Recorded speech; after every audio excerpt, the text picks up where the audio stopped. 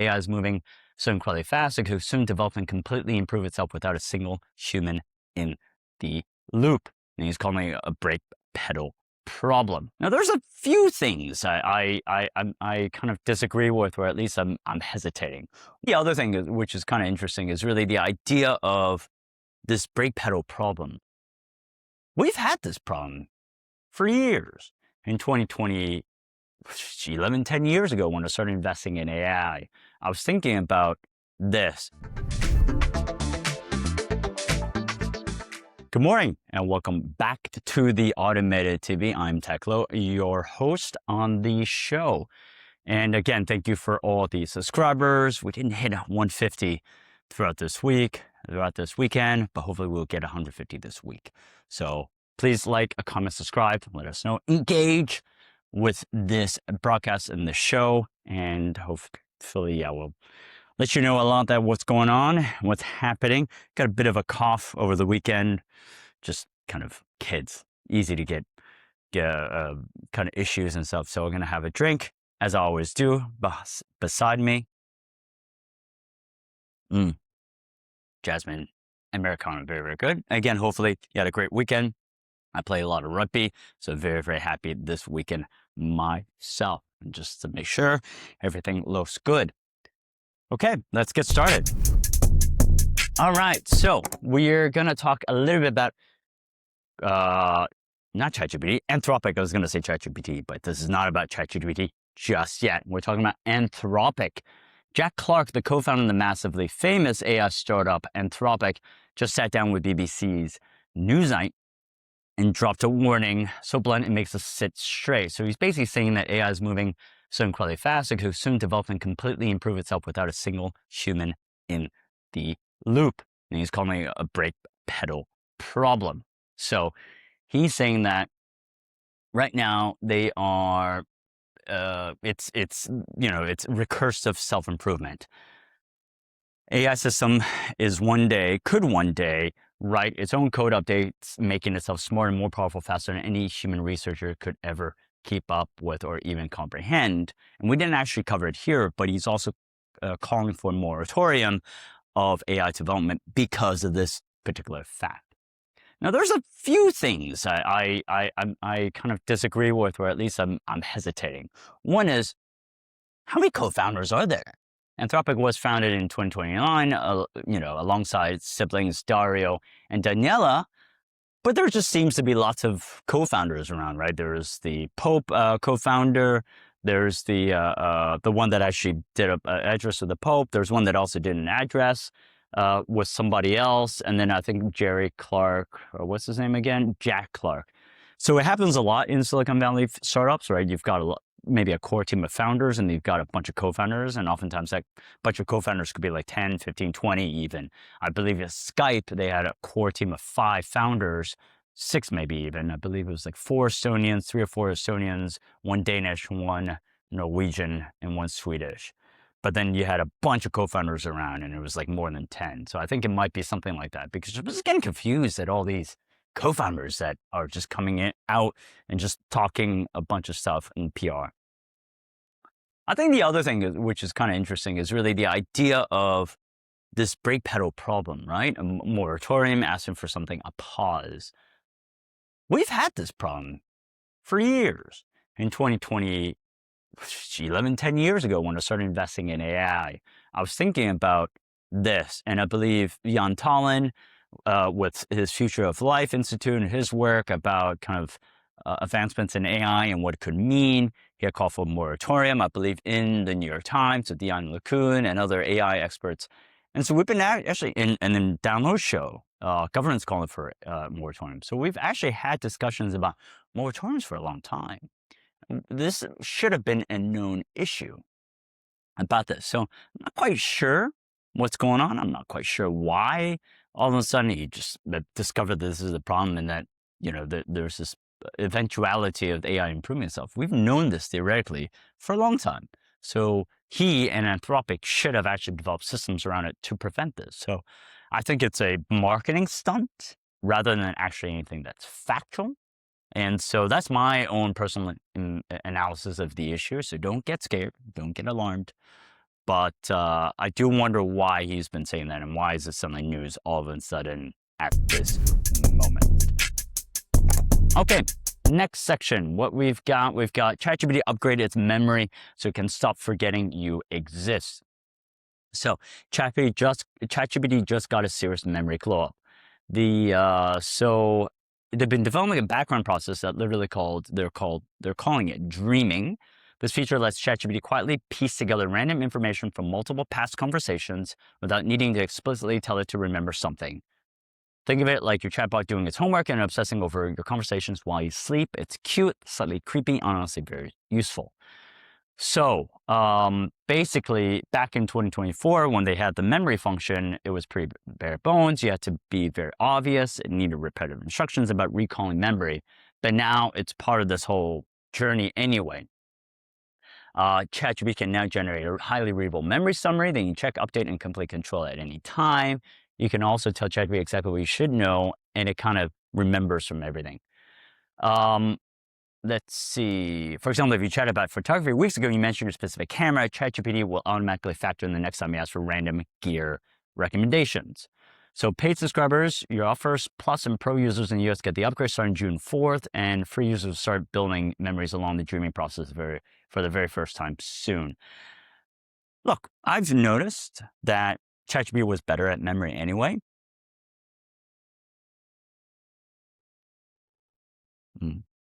First of all, it was better recalling from different threads. You didn't actually have to overtly say, oh, this is my memory. What do you think? Based on your memory, it would say, well, based on your memory before, this is what it says. So I started noticing that it was actually making improves and upgrades anyway, which is good. And I think perhaps this is the way to formalize everything. I don't know. But I would love to kind of hear what your experience is in the comment section about what do you think about the memory upgrades? Has it been better? Has it been a long time coming anyway? And there's just a PR to announce it. But I've noticed that it's been better and it's been improving. And I've been pretty satisfied actually come where it is. In fact, I let you know I used ChatGPT over the weekend, and I've noticed the responses are a lot more thoughtful. The responses are a lot more natural. And I really enjoyed this round's updates because of the natural responsiveness from before. So, but let us know what you think in the comment section about the memory function if you have access to it by June 4th. Okay, next section, around the AI block. We've got a lot of news this weekend. Meta rolls out a new creator assistant on Facebook. TSMC, the chip company from Taiwan, can't keep up with AI chip demand despite U.S. expansion. Meta's oversight board demands transparency on AI-driven bans. Hold on one second.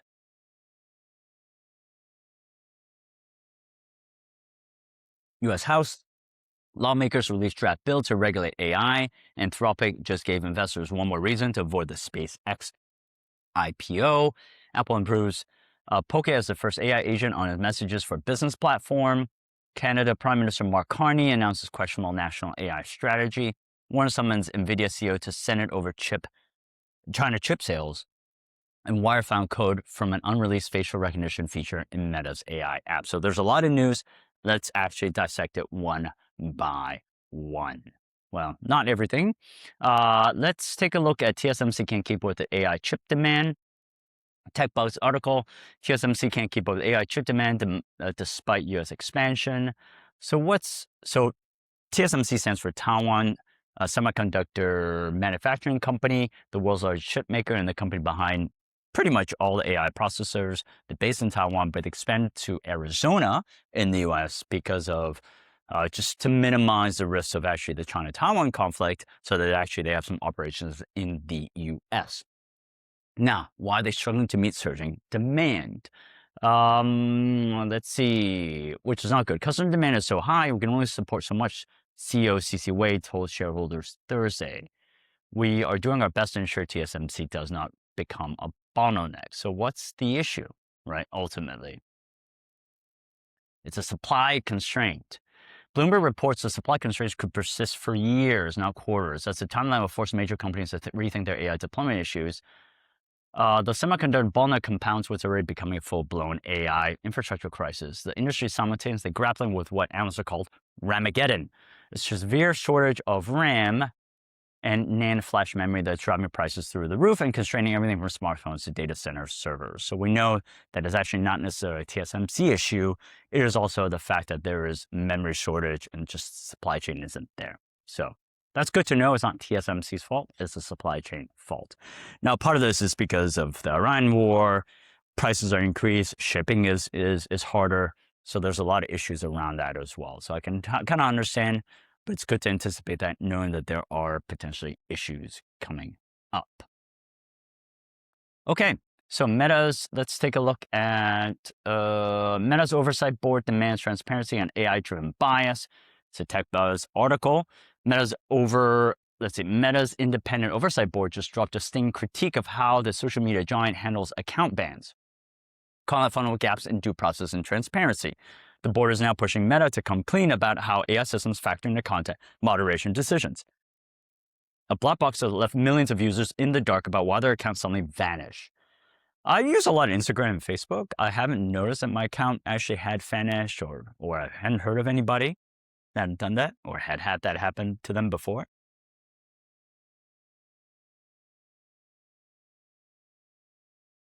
But if you have, let us know whether your account has been banned or disappeared. If you have, let us know. Let's see how common this issue is actually. Okay, U.S. House lawmakers released draft bill to regulate AI. It's a Reuters article. So basically, a bipartisan pair have released an article or released a draft bill that seeks to restrain states actually regulating AI and letting the federal government do that. I thought what Trump wanted to do was actually have more power devolve into the states and decentralize the states and not actually have power himself. So I don't know. Maybe with AI, it is necessary. I actually do think there are certain utilities, public health being for one, education for one, that needs actually to have centralized control or federal control. AI would be another one. It's a public utility. So maybe it is inevitably a good thing. I mean, look, I think part of this is also a power play. California is actually a big state, has a lot of tech companies. He's trying to wrestle power away from California. So it could also be that as well. So ultimately, I think it is a good thing. It isn't inevitably a power play. But I do think it is in line with best practices all across the world. So I think I will be one to kind of wait and see about this, because I do think it is interesting on how this develops. Is it going to be in line with how everybody else is doing it across the world, or are they going to do it somewhat differently in the USA? Okay. Anthropic just gave investors one more reason to avoid the SpaceX IPO. There's a lot of reasons to avoid the SpaceX IPO. A lot of it has to do with its valuation. But let's see. This is a Motley Fool article. Key points are SpaceX and its AI businesses are trading around 100 times sales, making them more expensive than any other S&P 500 stock. Anthropic just raised funds at a much lower valuation, and the Claude parent is also a much healthier business compared to xAI or SpaceX. So basically, it's saying Anthropic is actually very, very healthy. And so why do SpaceX IPO? Why invest in that? You invest in Anthropic directly. I've also heard that SpaceX, as you saw in this article, it's basically trading 100 times sales. I've heard that they're raising cash to try to acquire Tesla and also X is all going to be rolled up together. So the commentary that I've seen around social media is basically it's just overvalued. Morningstar has said it's overvalued, doesn't make any sense. There's a lot of different entities, like I said, covered in some other broadcasts as well, which is all types of weird. And it's aggressive and overly aggressive as well. So it's overvalued. But look, I mean, Wall Street oftentimes is not the end-all be-all. We usually could buy into this as well. I do think if you are retail, think about whether you actually want this purchase or not. It's not necessarily the best thing that could be the right thing for you. So buyer beware, think about this, think about whether you like to buy. If you're going to buy, let us know in the comments. Love to kind of understand and hear why you think it is overvalued or maybe not overvalued. But a lot of controversy around the SpaceX IPO. Okay. Apple approves, let's see, Canada Prime Minister Mark Carney announces questionable national AI strategy. Let's take a look. This Engadget article. And so there's a new AI for all plan prioritizing strengthening data protections, and increasing AI adoption. A lot of countries are doing something similar to this.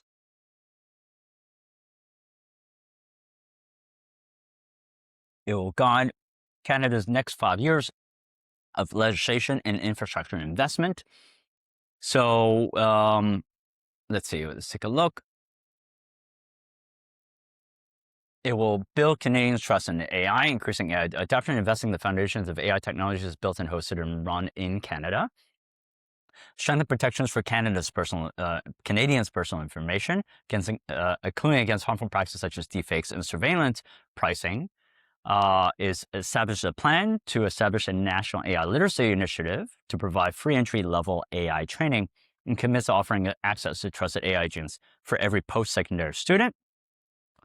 Provide up to 90,000 AI-related jobs and work placement opportunities. And it's also calls for the construction of a public AI supercomputer and further investment in Canadian-owned and operated cloud and infrastructure, which kind of makes sense. So I believe this is overall pretty interesting things. This is all what's necessary anyway. All good things, great on Canada. I'm trying to think anything that's kind of hard. I think it's probably a supercomputer, a public AI supercomputer. I don't know if that's necessarily needed, but I do think sovereign AI supercomputer, sovereign cloud, sovereign compute, these are all necessary things and important things. So good job, Canada. All right, Elizabeth Warren summons NVIDIA CEO to Senate over China sales of NVIDIA tech buzz article. So Senator Elizabeth Warren ratchets up scrutiny over the chips giant sales in China, which is kind of weird because Biden didn't allow it, then Trump allowed it. I think if they collected certain things, a tariff. And now Elizabeth Warren is saying no. So I don't know how this is all working. I don't know if she actually has the power to stop it, but it's interesting. She's, Jensen Huang's being recalled and has to answer questions. I do think it's interesting to hear what the testimony will be and what his responses will be. I assume that it's going to be about, we need those sales. We need it to be competitive. I don't think, again, Congress has any power to stop it, to stop any private company. This is not the American way. So it'll be interesting to kind of see the line of questioning first, to see what actually is on people's minds. And second of all, whether there is actually any power behind it as well to enforce it. I would be interested. So I want to see when it will be. I don't think it actually has a date yet. No date. No date. But I'll be interested to see. Okay. Wired found code for an unreleased facial recognition feature in Meta's AI app. So this is Engadget article. So code for a facial recognition feature that can run on Meta smart glasses buried in the company's Meta AI app. It is, how does it work? The feature called name tag is reportedly capable of capturing people's faces using the company's smart glasses and then notifying the wearer when it recognizes a previously captured face. So basically, you can actually pass by somebody, and it can actually pop up. I can imagine, right? You can pop up and say, "Well, you've actually seen this face before, or this person is actually part of your photos, or something like that." So I think it's a great feature, kind of creepy, but that's the way things are going to go anyway. So I understand some of that. So if name tag pops up and you see an X, don't react. Just kind of walk past. Determine whether you want to say hi or not. But yeah, just walk past. And it is kind of creepy, but I kind of see that's the way things are going anyway. It's inevitable. So it is what it is. And by the way, random fact, do you know actually certain people are really good at recalling faces? I'm actually one of them. So I want to see whether actually I would be better than name tag, and there are faces that I recognize or more part of my photos that I didn't recognize. Anyway, I am a super recaller. I think that's the name of actually what these people are. Look, this is inevitable. This is going to happen anyway. And I think it is much ado about nothing. It is kind of creepy, but again, this is the world in which we're moving towards. So it is what it is here. Okay, next section, we've got AI tutorials, Google AI Studio for beginners, and the only A11 Labs tutorials you'll ever need. We've got 2 videos. A11 Labs is, again, for your memory. It is for voice. So take a look at those videos. Let us know what you think. Let us know what you think in terms of the comments, whether actually those videos are good and or what you learned from those videos. Okay, next section. So we've got trending tools. We've got 4 today. For in-house advanced reasoning, we've got the MIA Thinking 1 is Microsoft's newly launched 35B parameter reasoning model, been built entirely from scratch.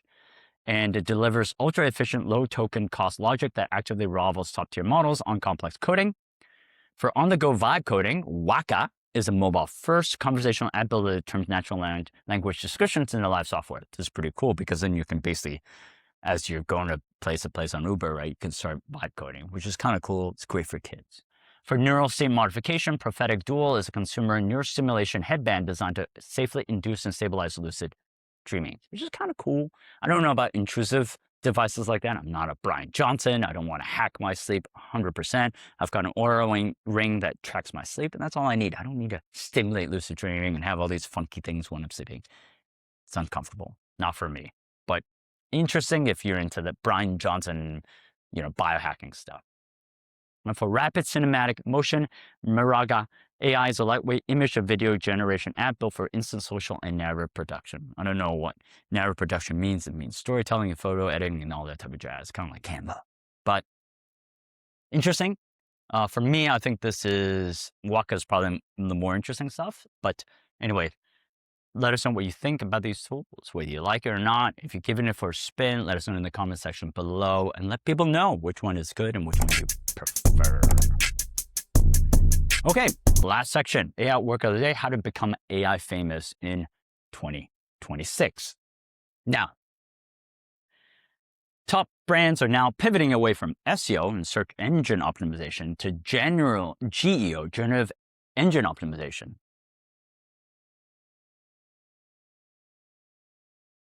So what does that mean? It means you're not appearing in a ChatGPT summary or Google AI overview. Because AI models now weigh entity authority, meaning they're reading your Reddit threads, your YouTube captions, and even customer support logs to decide whether you're worth a recommendation in the AI overview or ChatGPT or Perplexity. So you're appearing more and more there. People are searching more and more on on AI to find you rather than search engines. And functionally, search engines and AI overviews and AI search are 2 very different things. And that's basically what this prompt is saying. To optimize for SEO is going to be very different from GEO. And so for GEO, there's a few things that I can actually aid your search to see and give you an audit scenario to see what you're good at and how you are at this current moment. So Otterly AI, it's a Google Analytics for chat. Use the AI keyword search, you paste your URL, and Otterly shows you the exact conversational prompts that currently lead AI to mention your brand. There's Ahrefs Brand Radar. SEO pros who want to bully their rivals out of AI summaries, enter your brand and top 3 rivals and the AI share of voice. Chart shows you who has actually dominated the niche. And then 3, we have Profound, the enterprise command center. Use agent analytics to see which AI bots like OpenAI's GPT bot are crawling your site and which pages they find most digestible for RAG, retrieval augmented generation. That's pretty cool because you can actually see how AI is thinking and which pages to prioritize for that recall for AI, for that authority. And to summarize again, look, there are 2 different things, SEO and GEO. SEO is keywords, what you put in, right, that you want me to search under, whether, I don't know, it's dogs and social media and coplights or whatever it may be. And then GEO is really kind of all the things around there. You don't actually put things, but it's much more comprehensive. And it's not specific keywords, but it's overall your presence on the internet and your authority and your intent. So it does require something very, very different. But nonetheless, you still need to audit yourself and kind of think where you stand there in order to learn and in order to have an opportunity to fix it and deal with it and build something that actually reflects your real life authority and presence in real life, translated to the digital arena. Okay, thank you for listening to our broadcast. Hopefully you got some information here and is helpful. I want to reiterate my producer's issues, which is please subscribe to our email newsletter. Your support really does help.